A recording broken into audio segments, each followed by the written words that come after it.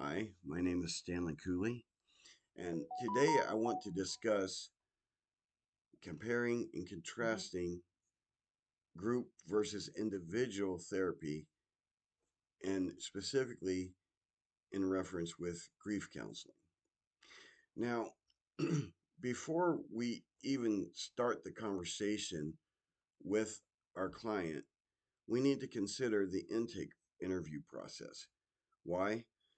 The intake interview process is always a very important dynamic in counseling because the individual that you're getting ready to do therapy with needs to understand all the ins and outs of what's going to take place in that therapy, whether it be individual or group.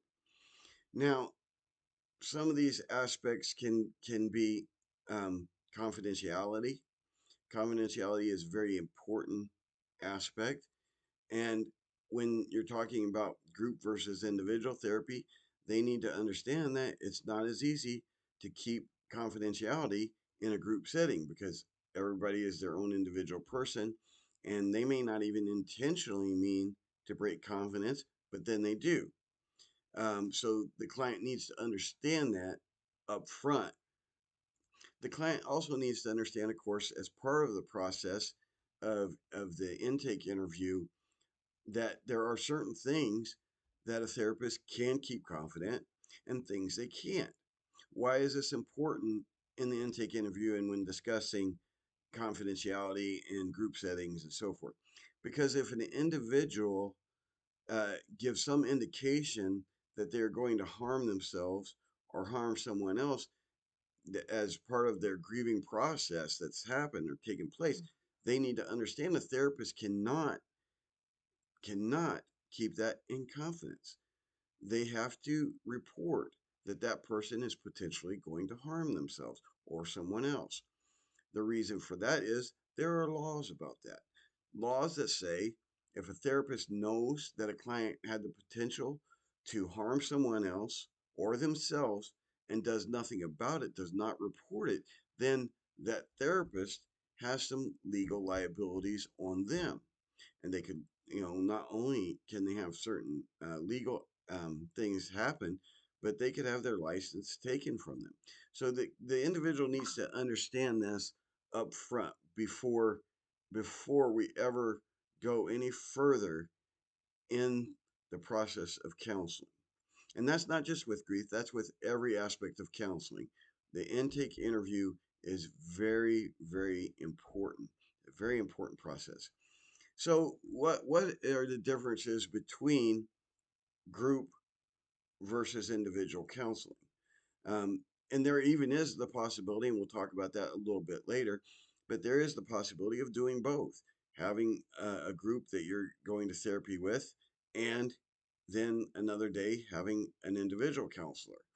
So, so it's important to discuss these things with your client.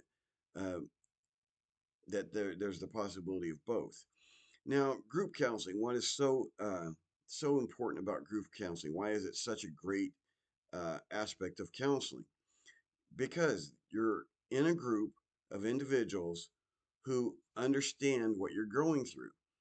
They they are of the same mindset, or at least the same emotional aspects of life because they're in the grieving process too. And I should have mentioned that because when you are putting together a group for counseling, you're going to be doing an intake interview with the individuals in that group. Do you want them in that group? Because if there's somebody who has, let's say, some other deep psychosis going on, you may not want them to be a part of a group. And you want to screen these individuals and do a pre-counseling interview with them because you want to know that they are being uh, placed in a group where everybody has the same type of things going on in their life. So that's another very important aspect of group counseling. Now, group counseling, because everyone is in the same mindset, in the same area in life of grieving a loved one, then they they create like a camaraderie amongst each other. They create this camaraderie where you feel like somebody else gets me. Somebody else understands what I'm going through. Because let's face it, when you're out in the regular world, there are people who don't understand how to talk to a person who is grieving. They tell them things like, get over it. Oh, it'll pass. Your love will soon die out. I mean, you couldn't believe some of the things that people will tell people who are going through the grieving process. That's why it's so important, and it's a great dynamic to have a group counseling situation, because now the person feels like somebody gets me, somebody understands what I'm going through. Now, there also may be aspects in that group counseling where y an individual might say something that another person has already been through, some aspect another person has already been through, some process in the grieving process that they've been through, but this person hasn't. And then they can share their own personal experience with the person who hasn't quite gotten there yet. And that's huge in helping a person through the grieving process. So they can hear other people say, this is what I experienced, this is what I did, and this was the result. And there are sometimes that people are thinking about doing something that's not so great, not necessarily a great idea. And another group member might have already done that and said, been there, done that, got the t shirt, and be able to share their experience of what happened with that individual. So now maybe they can avoid some negative aspect of what their actions would have been.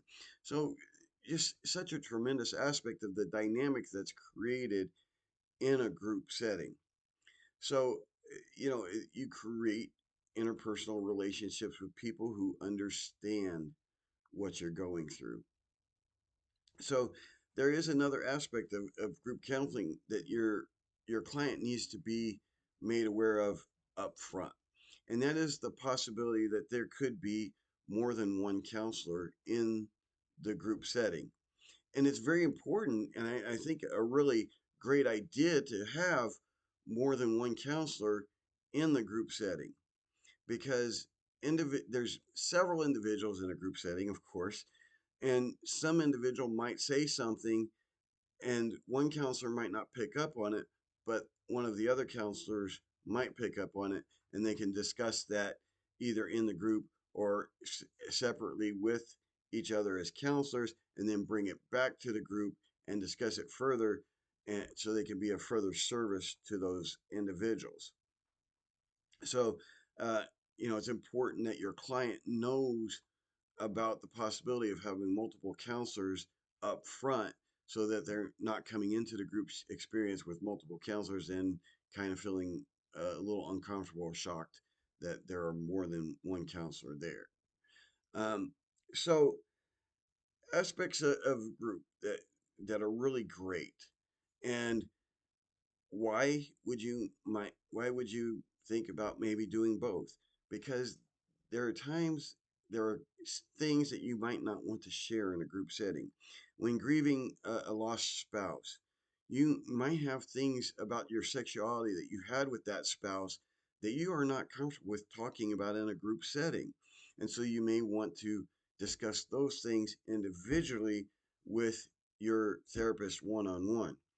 And so there are different things that happen also when it is in an individual one-on-one setting.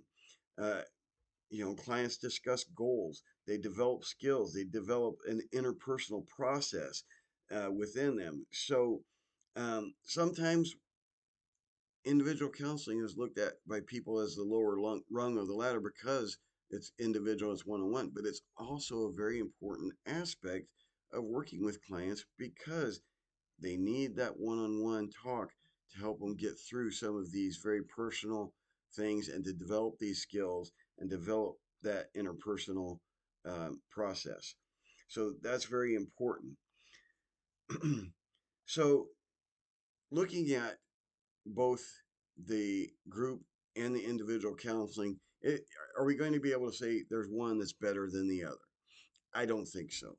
I think we can say there's times that group isn't necessarily appropriate for a person. maybe because they're dealing with some very deep psychosis that needs to be worked through, or perhaps there's just different aspects to their personality that they need to be in an individual setting. So you can't rule out individual counseling, but you can't rule out group counseling because there are people who really are going to need and thrive in that dynamic of having other people that get them, that understand them and where they're at.